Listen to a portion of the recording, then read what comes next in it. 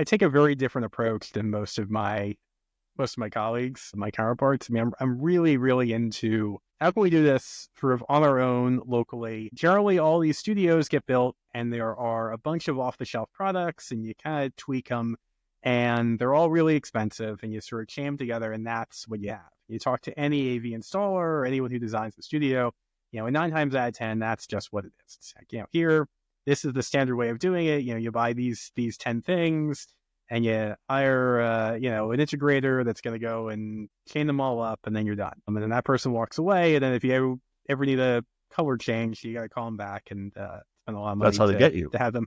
Yeah.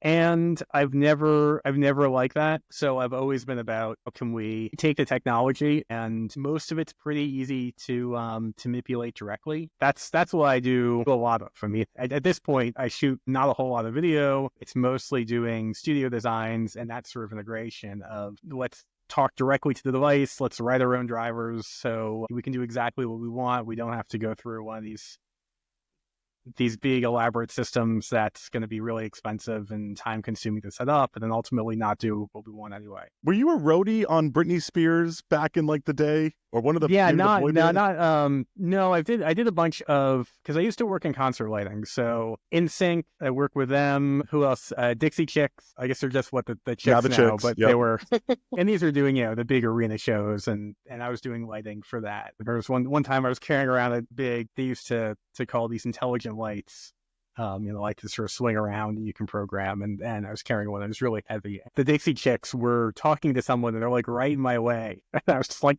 can you please move?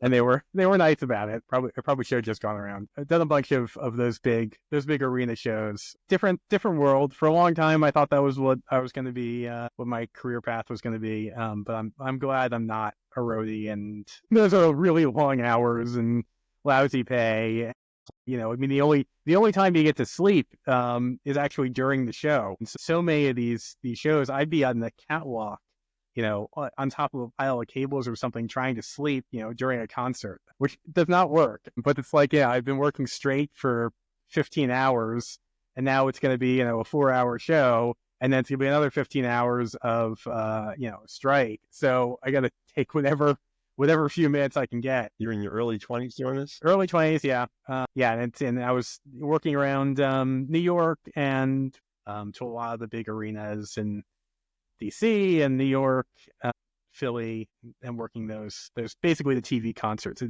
the company I was working for would do work primarily for HBO and a lot of those kind of related shows.